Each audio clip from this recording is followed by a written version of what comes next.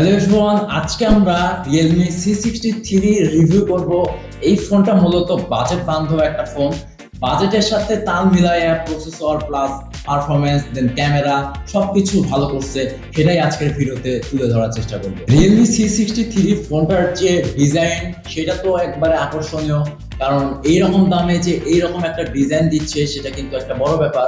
Plus ফোনটা এতটা light ওয়েটের যে আপনারা যদি হাতেও নেন তাহলে কিন্তু আপনারা অত ভারী ফিল হবে না, একটা কমফর্ট ফিল হবে। প্লাস ফোনের যে ব্যাক সাইড রয়েছে সেখানে আপনার টেক্সচার একটা ফিনিশ দেওয়া রয়েছে, যার কারণে ফোনটা দেখতে এক্সট্রা প্রিমিয়াম লাগে। ফোনটাতে রয়েছে 6.75 ইঞ্চের IPS LCD প্যানেল উইথ 90 হার্টজের রিফ্রেশ রেট। তো এই দিক থেকে ডিসপ্লেতে একটুখানি কমতি রয়েছে, কারণ এখন বেশিরভাগ ফোনে আমরা দেখতে পাই যে অ্যামোলেড ডিসপ্লে, বাট এইখানে IPS LCD প্যানেল নো ব্যাপার। তবে এই IPS LCD প্যানেল থাকাতেও এটার যে রেজলিউশন, এটার যে কোয়ালিটি প্লাস এটার যে কালার কারেকশন, এগুলো কিন্তু খুবই ভালো। Realme C63 তে ট্রিপল ক্যামেরা সেটআপ ব্যবহার করা হয়েছে। একটা 50 মেগাপিক্সেলের প্রাইমারি ক্যামেরা এবং 2 মেগাপিক্সেলের ম্যাক্রো শুটার, 2 মেগাপিক্সেলের ডেপথ সেন্সর। আর এখানে প্রাইমারি ক্যামেরা দিয়ে আপনারা যে ছবির আউটপুটটা পাবেন সেটা বলা যায় যে ভালোই কোয়ালিটি এই সময় এসে ধরে রাখতে পারছিল, বাট ম্যাক্রো শুটার এবং ডেপথ সেন্সরের যে আউটপুট রয়েছে সেগুলোর আউটপুট খুবই বাজে বলা যায়, এবং এই আউটপুটটা দিয়ে এখন আপনার কোনো লাভ নাই।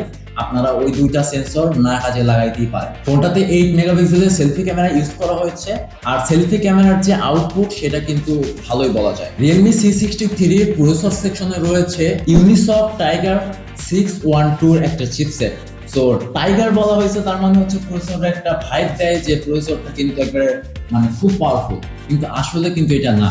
স্টোরেজের দিক থেকে 6GB প্লাস 128GB, 8GB অথবা 256GB ভ্যারিয়েন্টে পাওয়া যায়। তবে আপনি যদি গেম খেলেন বেশি প্লাস আপনি যদি হেভি ইউজার হয়ে থাকেন তাহলে এই প্রসেসরটা আপনার জন্য না, কারণ এই প্রসেসরটার কিন্তু অতটা পাওয়ার নাই যে আপনাকে গেমিং এ একটা ভালো রেজাল্ট দিবে। গেম খেলতে পারবেন বাট ওই হাই লেভেলের গেম প্লে করতে পারবেন না। বাট যেমন হচ্ছে আপনারা ফ্রি ফায়ার, পাবজি এইসব গেমস টুকটাক প্লে করতে পারেন, তবে হাই গ্রাফিক্সে না। এই ফোনটাতে রয়েছে 5000 mAh ব্যাটারি। আপনারা যদি একদিন ফোনটা ফুল চার্জ করে থাকেন তাহলে একটা দিন আপনারা ইজিলি ইউজ করতে পারেন। আর যেহেতু ফোনটা গেমিং ফোন না বা গেমিং এর উপর বেস করে বানানো না, সো আপনারা 1.5 থেকে 2 দিন ইজিলি ব্যাকআপ পেয়ে যাবেন যদি আপনি হেভি ইউজার না হয়ে থাকেন। সো অপারেটিং সিস্টেমের দিক থেকে কিন্তু এটা অনেকটা এগিয়ে রয়েছে। অ্যান্ড্রয়েড ভার্সন 14 দিচ্ছে, যেটা আপডেট ভার্সন এখন দিচ্ছে। প্লাস আপনারা অ্যান্ড্রয়েড 15ও পেতে পারেন যদি আপডেট দেয়। সো এই দিক থেকে কিন্তু আপনারা কোনো সমস্যায় পড়বেন না। আপনারা যারা বেশি দিনের জন্য ইউজ করবেন ফোনটা তারা নিতে পারে। আর রিয়েলমির যে ইউআইটা এখানে দিচ্ছে, এখানে অবশ্যই অনেক কিছু কাস্টমাইজেশন অপশন রয়েছে, প্লাস অনেক কিছু আপনারা কাস্টমাইজ করে নিজের মতো করে সাজিয়ে রাখতে পারেন।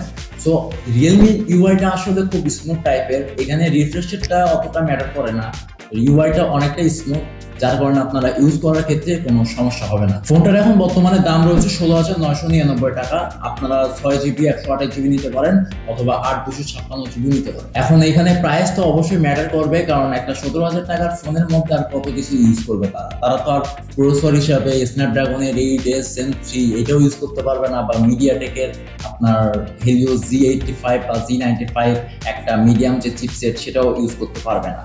সো তারা একটা যে চিপসেট ইউজ করছে সেটা হচ্ছে মেইনলি আপনারা মাল্টিটাস্কিং, টুকটাক ব্রাউজিং, প্লাস আপনারা যারা হেভি ইউজ করেন না তারা হচ্ছে ফোনটা দেখতে পারেন। Realme C63 ফোনটা আপনার একটা বাজেট বান্ধব ফোন, আপনি যাদের বাজেট কম তারা ওই বাজেটের মধ্যে একটা সুন্দর ফোন ইউজ করতে পারেন। ডিজাইনের দিক থেকে, ক্যামেরার দিক থেকে, ডিসপ্লের দিক থেকে, এদিক থেকে আপনারা ইউজ করতে পারেন।